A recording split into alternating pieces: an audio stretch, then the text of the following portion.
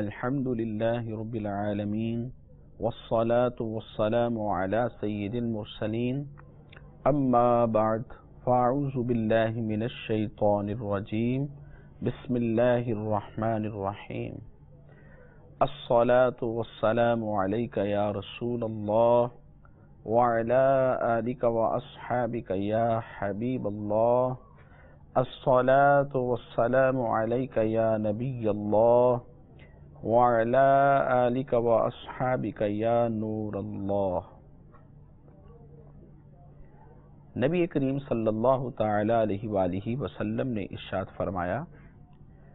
اکثروا من الصلاة علی فی یوم الجمعۃ ولیلۃ الجمعہ فمن فعل ذلك کنت له شہیدا وشافعا یوم القیامہ۔ ارشاد فرمایا کہ جمعہ کے دن اور رات کو مجھ پر درود پاک کی کثرت کیا کرو، کیونکہ جو ایسا کرے گا میں قیامت کے دن اس کا گواہ اور اس کی شفاعت کرنے والا ہوں گا۔ صلو علی الحبیب صلی اللہ تعالی علی محمد صلی اللہ تعالی علیہ وسلم۔ میٹھے میٹھے اسلامی بھائیوں اور مدنی چینل کے ناظرین، آج کے اس سلسلے میں ہم قرآن مجید فرقان حمید میں بیان کردہ مومن اور کافر کی مثال بیان کریں گے۔ آئیے مومن و کافر کی مثالوں کو بیان کرنے سے پہلے ہم سنتے ہیں کہ وہ کون کون سی چیزیں ہیں جن کو ماننے کا بطور خاص ہمیں حکم دیا گیا اور ان کا انکار کرنے کو کفر کہا گیا۔ چنانچہ حضرت سیدنا عمر بن خطاب رضی اللہ تعالیٰ عنہ ایک حدیث مبارک بیان فرماتے ہیں کہ سیدنا جبریل امین علیہ السلام نے صحابہ کرام علیہ مردوان کی موجودگی میں نبی کریم صلی اللہ علیہ وسلم کی بارگاہ میں حاضر ہو کر چند ایک سوالات کیے، جن کے بارے میں ایمان کے بارے میں سوال بھی شامل تھا، اسلام کے بارے میں سوال بھی شامل تھا، احسان کے بارے میں بھی پوچھا، اور اس کے علاوہ سیدنا جبرائیل امین علیہ السلام نے نبی کریم صلی اللہ تعالی علیہ وآلہ وسلم کی بارگاہ میں حاضر ہو کر نہ صرف ایمان، اسلام اور احسان کے بارے میں پوچھا، بلکہ یہ بھی عرض کیا کہ یا رسول اللہ صلی اللہ علیہ وسلم آپ مجھے قیامت کے بارے میں خبر دیجئے کہ کب قائم ہوگی، اور اس کے ساتھ ساتھ آخر میں انہوں نے عرض کیا کہ یا رسول اللہ صلی اللہ علیہ وسلم آپ فرمائیے کہ قیامت کی علامتیں کیا کیا ہیں۔ ان سوالات کے اندر ایک سوال ایمان کے بارے میں بھی تھا کہ حضور فاخبرنی عن الایمان، آپ مجھے ایمان کے بارے میں خبر دیجئے۔ تو نبی کریم صلی اللہ تعالی علیہ وآلہ وسلم نے اس سوال کے جواب میں ارشاد فرمایا کہ اللہ تعالی، اس کے فرشتوں اور اللہ تبارک و تعالی کی طرف سے نازل ہونے والی کتابوں، اس کے رسولوں اور قیامت کے دن پر اور ہر اچھی اور بری تقدیر کو مان لینا ایمان ہے۔ تو اس حدیث مبارک میں 6 چیزوں پر ایمان لانے کا اطلاق ایمان کے لیے کیا گیا۔ ایمان کسے کہتے ہیں؟ خلاصہ کلام یہ ہوا کہ بندہ سچے دل سے ان تمام باتوں کی تصدیق کرے جو ضروریات دین میں داخل ہیں، اور کسی ایک بھی ضرورت دینی کے انکار کو کفر کہتے ہیں۔ تو مومن وہ شخص ہوا جو اللہ تبارک و تعالی، اس کے رسولوں اور ان رسولوں پر نازل ہونے والی کتابوں، اللہ کے ملائکہ، آخرت کے دن اور تقدیر پر ایمان لے آئے۔ اور اس کو فقہ اسلام نے یوں بھی بیان کیا ہے کہ تمام ضروریات دینی کی سچے دل سے تصدیق کرنے والے کو مومن کہتے ہیں، اور تمام ضروریات دینی میں سے کسی ایک بھی چیز کا انکار یا تحقیر و استہزاء کرنے والے کو کافر کہا جاتا ہے۔ تو آئیے میٹھے میٹھے اسلامی بھائی اور مدنی چینل کے ناظرین، ہم سنتے ہیں کہ ضروریات دین کنہیں کہا جاتا ہے۔ اس کے بارے میں فقہ اسلام فرماتے ہیں، اسلام کے وہ احکام جن کو ہر خاص اور عام جانتا ہو، یعنی خواص و عوام ان مسائل کو جانتے ہوں، انہیں ضروریات دین کہا جاتا ہے۔ مثلا اللہ تبارک و تعالیٰ کی وحدانیت، انبیاء کرام علیہم السلام کی نبوت کو مان لینا، نماز، روزہ، حج، جنت و دوزخ، قیامت میں اٹھایا جانا وغیرہ، یہ سب کے سب ضروریات دین ہیں۔ عوام سے مراد وہ مسلمان ہیں جو علماء کے طبقہ میں شمار نہ کیے جاتے ہوں مگر علماء کی صحبت میں بیٹھنے والے ہوں اور علمی مسائل کا ذوق رکھتے ہوں۔ اس سے مراد وہ لوگ نہیں جو دور دراز جنگلوں میں، پہاڑوں میں رہنے والے ہوں، جنہیں صحیح طور پر کلمہ بھی پڑھنا نہ آتا ہو، کہ ایسے لوگوں کا ضروریات دین سے ناواقف ہونا اس دینی ضروری کو غیر ضروری نہ کرے گا۔ البتہ ایسے لوگوں کے مسلمان ہونے کے لیے یہ بات ضروری ہے کہ وہ ضروریات دین کا انکار کرنے والے نہ ہوں اور یہ عقیدہ رکھتے ہوں کہ اسلام میں جو کچھ ہے وہ برحق ہے اور ان سب پر وہ اجماعاً ایمان لاتے ہوں۔ فقہ اسلام فرماتے ہیں کہ مومن اور مسلم یہ ایک معنی رکھتے ہیں۔ اس کے بارے میں ان کی تعریفات کو مختلف انداز میں بیان کیا گیا اور خلاصہ کلام جو فقہ کرام بیان کرتے ہیں، جو بزرگان دین بیان کرتے ہیں، وہ یہ ہے کہ ایمان اور اسلام میں جس طرح کوئی فرق نہیں، بیعینی ہی اسی طرح مومن اور مسلم کی تعریفات کے اندر بھی کوئی فرق نہیں، اور بعض نے لغوی اعتبار سے کچھ فرق بیان کیا ہے، اور وہ فرق یہ ہے کہ ایمان کا تعلق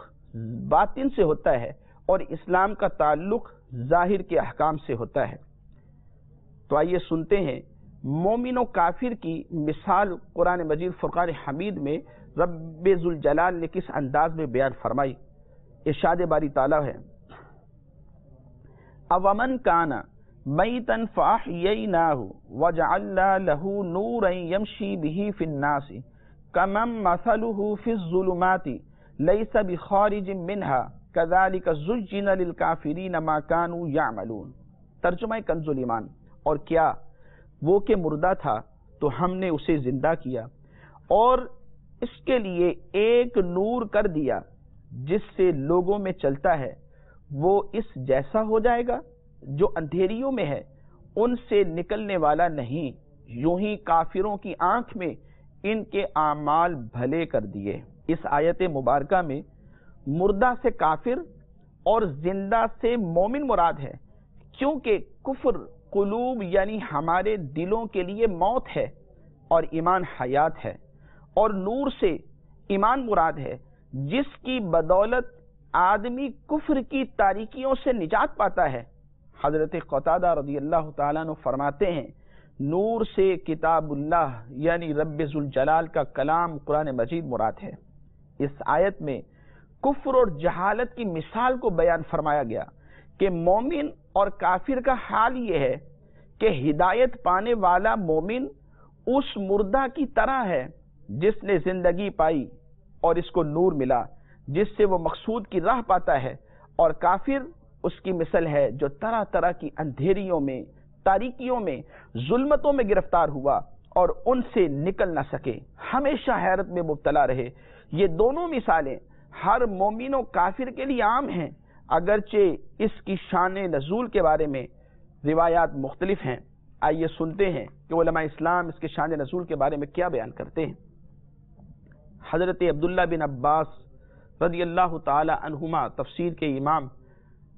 آپ اس آیت مبارکہ کے شان نزول کے بارے میں فرماتے ہیں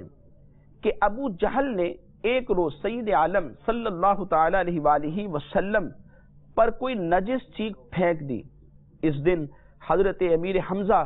رضی اللہ تعالیٰ عنہ شکار کو گئے ہوئے تھے۔ جس وقت وہ ہاتھ میں کمان لیے ہوئے شکار سے واپس آئے تو انہیں اس واقعے کی خبر دی گئی۔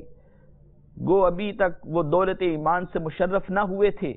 مگر جب یہ خبر سنی تو سنتے ہی طیش میں آ گئے اور ابو جہل کے پاس پہنچ کر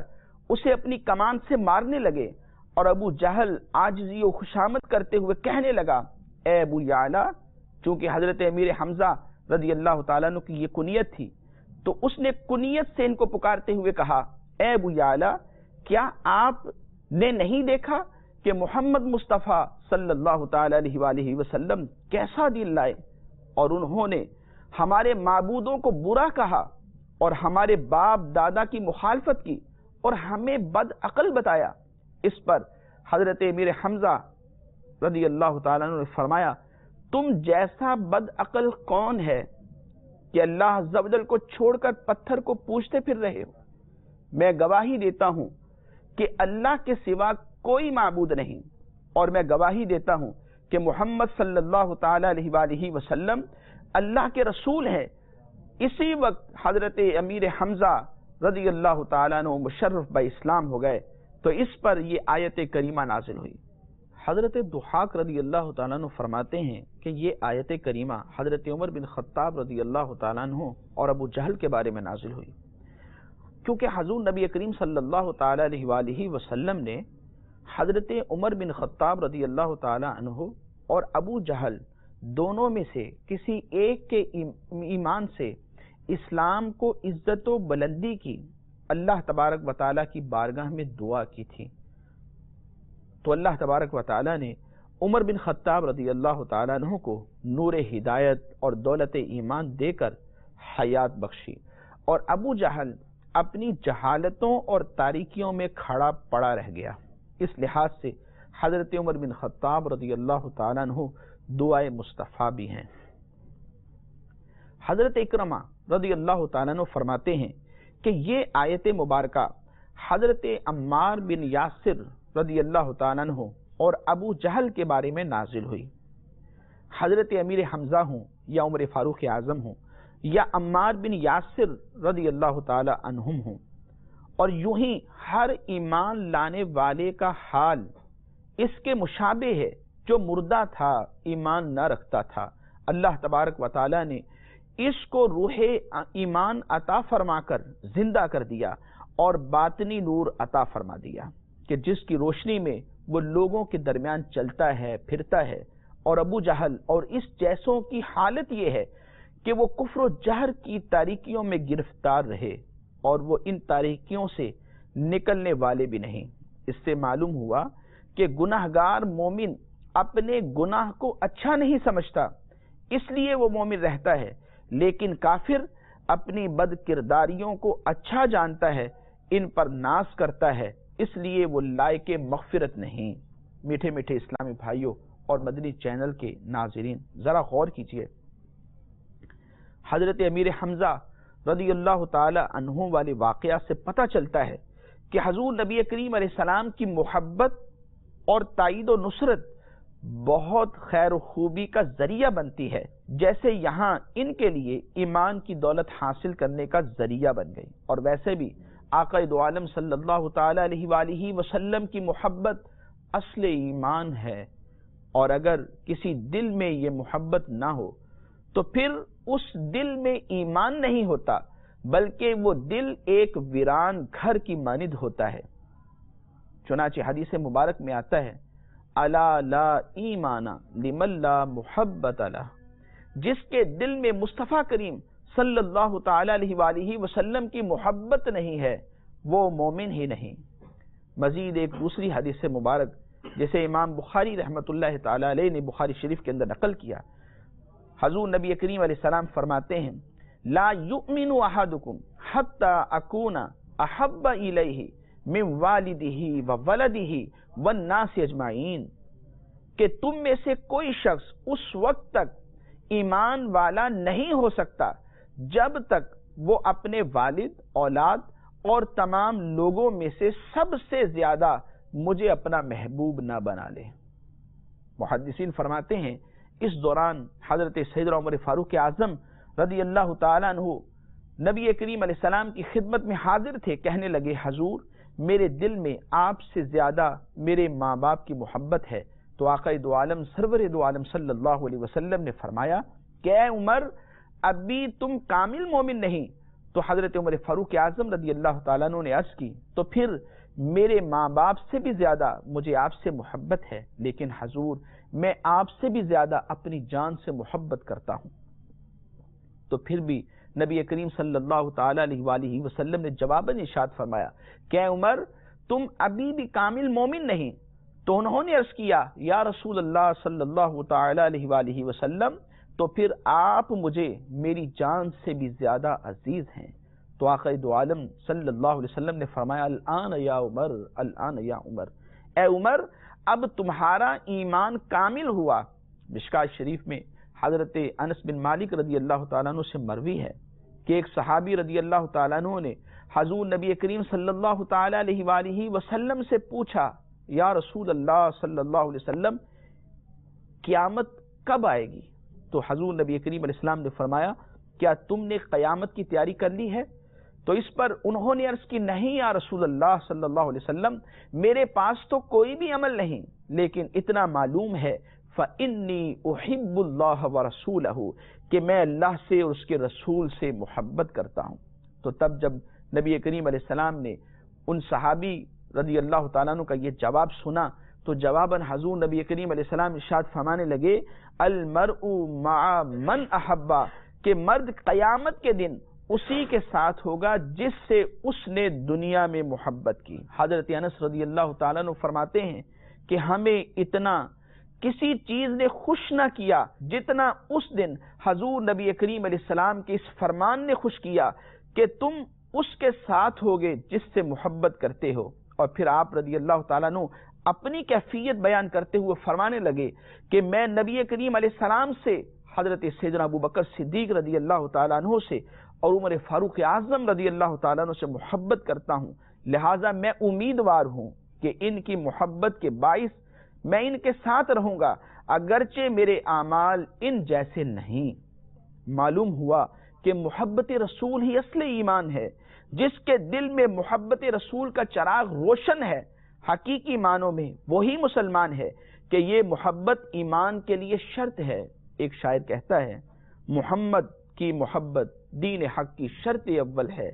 اسی میں ہو اگر خامی تو سب کچھ نامکمل ہے۔ محمد کی محبت ہے سند آزاد ہونے کی، خدا کے دامن توحید سے آباد ہونے کی۔ میٹھے میٹھے اسلامی بھائیوں اور مدنی چینل کے ناظرین، صحابہ کرام علیہم رضوان کی زندگیوں کی طرف نظر کی جائے تو ان کی زندگیاں محبت رسول صلی اللہ علیہ وسلم سے سرشار ہوا کرتی تھی۔ وہ حضرات ہر وقت ہر کام میں حضور نبی کریم علیہ السلام کی زندگی کو پیش نظر رکھا کرتے تھے، گویا کہ وہ یہ کہتے ہوئے نظر آتے تھے، نہ طاعت پر، نہ تقوی پر، نہ زہد و اتقاء پر ہے، ہمارا ناز جو کچھ ہے محمد مصطفیٰ پر ہے صلی اللہ علیہ وسلم۔ شفا شریف میں حضرت عثمان بن عفان رضی اللہ تعالی عنہ کے بارے میں آتا ہے کہ جب صلح حدیبیہ کے موقع پر آپ رضی اللہ تعالی عنہ کو حضور نبی کریم صلی اللہ علیہ وسلم نے قریش کے پاس بھیجا تھا تو قریش نے حضرت عثمان غنی رضی اللہ تعالی عنہ کو وہاں روک لیا اور انہیں طواف کعبہ کی اجازت دے دی، لیکن حضرت عثمان غنی رضی اللہ تعالی عنہ نے محبت رسول صلی اللہ علیہ وسلم میں مغلوب ہو کر طواف کعبہ سے اس وقت یہ کہہ کر انکار کر دیا، ما کنت لیفعل حتی یطوف بہ رسول اللہ صلی اللہ علیہ وسلم، یعنی میں اس وقت تک طواف نہیں کر سکتا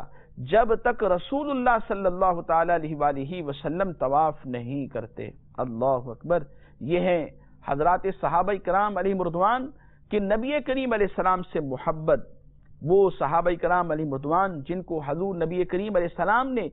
آسمان پر چمکنے والے ستاروں سے تشبیہ دیتے ہوئے ان کی پیروی کا حکم دیا، اور جن کے ایمان کی طرح ایمان لانے کا حکم اللہ تبارک و تعالی نے خود قرآن مجید فرقان حمید میں ارشاد فرمایا، اور ارشاد فرمایا وَإِذَا قِيلَ لَهُمْ آمِنُوا كَمَا آمَنَ النَّاسُ،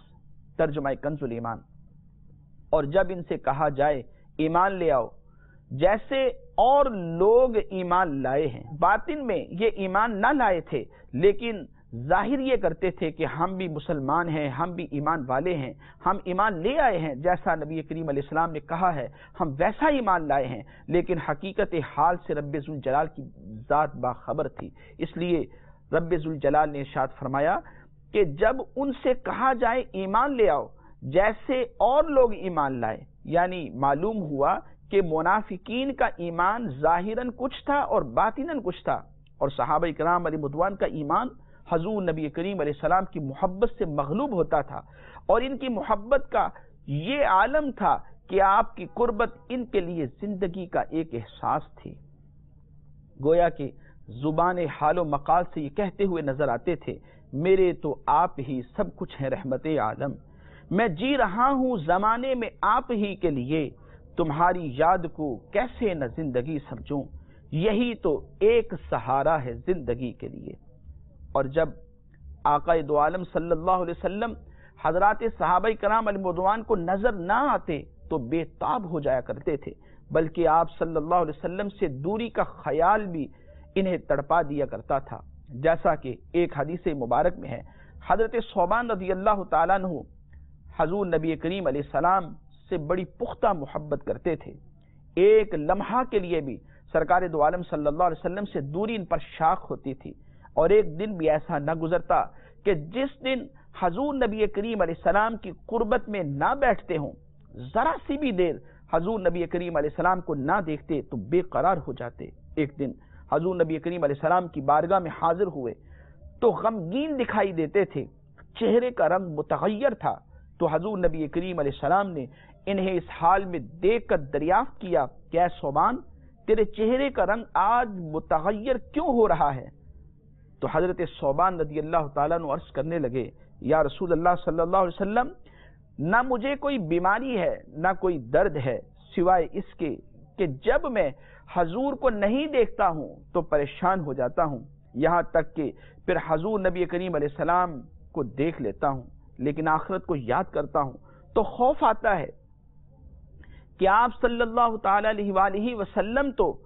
وہاں اعلیٰ علیین میں ہوں گے، اور میں اگر جنت میں داخل ہو گیا تو ادنا درجہ میں ہوں گا، اور اگر نہ داخل ہوا تو بالکل نہ دیکھ پاؤں گا، تو پھر میرا کیا بنے گا؟ تو اللہ تبارک و تعالی نے ان کے ایمان اور محبت مصطفیٰ صلی اللہ علیہ وسلم کو قبول فرماتے ہوئے ایک آیت نازل فرمائی اور ان کے پختہ ایمان کی تصدیق فرمائی۔ چنانچہ قرآن مجید کے 5ویں سپارے سورہ نساء کی آیت نمبر 69 میں رب ذوالجلال نے ارشاد فرمایا، وَمَن يُطِعِ اللَّهَ وَالرَّسُولَ فَأُولَٰئِكَ مَعَ الَّذِينَ أَنْعَمَ اللَّهُ عَلَيْهِمْ مِنَ النَّبِيِّينَ وَالصِّدِّيقِينَ وَالشُّهَدَاءِ وَالصَّالِحِينَ وَحَسُنَ أُولَٰئِكَ رَفِيقًا۔ ترجمہ کنز الایمان، اور جو اللہ اور اس کے رسول کا حکم مانے تو اسے ان کا ساتھ ملے گا جن پر اللہ تبارک و تعالی نے فضل کیا، یعنی انبیاء اور صدیقین اور شہداء اور صالحین، اور یہ کتنے اچھے ساتھ ہیں، سبحان اللہ۔ اس آیت سے معلوم ہوا کہ اللہ تبارک و تعالی کے نیک بندوں سے محبت کرنے والے لوگ قیامت کے دن ان کی رفاقت میں ہوں گے، اور اللہ کے فضل سے انہیں اللہ کی بارگاہ سے اخروی نعمتیں ملیں گی۔ اور اس آیت سے ایک بات اور بھی واضح ہو گئی کہ محبت رسول صلی اللہ علیہ وسلم در حقیقت نبی کریم صلی اللہ تعالی علیہ وآلہ وسلم کی اطاعت و فرما برداری کا نام ہے، اور اس اطاعت کا حکم رب ذوالجلال نے نہ صرف اس آیت میں دیا بلکہ قرآن مجید میں دیگر مقامات پر بھی حضور نبی کریم صلی اللہ علیہ وسلم کی زندگی کو ہمارے لیے بہترین نمونہ قرار دیتے ہوئے عمل کا حکم دیا، بلکہ خود اللہ تبارک و تعالی نے اپنی محبت کے لیے حضور نبی کریم صلی اللہ علیہ وسلم کی محبت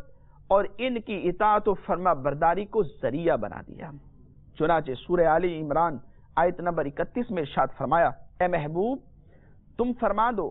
کہ اگر تم اللہ کو دوست رکھتے ہو تو میرے یعنی حضور کے فرما بردار ہو جاؤ، اللہ تم کو دوست رکھے گا اور تمہارے گناہ بخش دے گا، اور اللہ بخشنے والا مہربان ہے، سبحان اللہ۔ اس آیت میں لوگوں کو خدا رسی کا ایک راستہ بتایا جا رہا ہے، اور اس سے محبوب کبریا صلی اللہ علیہ وسلم کی شان کا اچھی طرح ظہور ہو رہا ہے، کیونکہ مشرکین مکہ کہا کرتے تھے کہ ہم بتوں کی پوجا اس لیے کرتے ہیں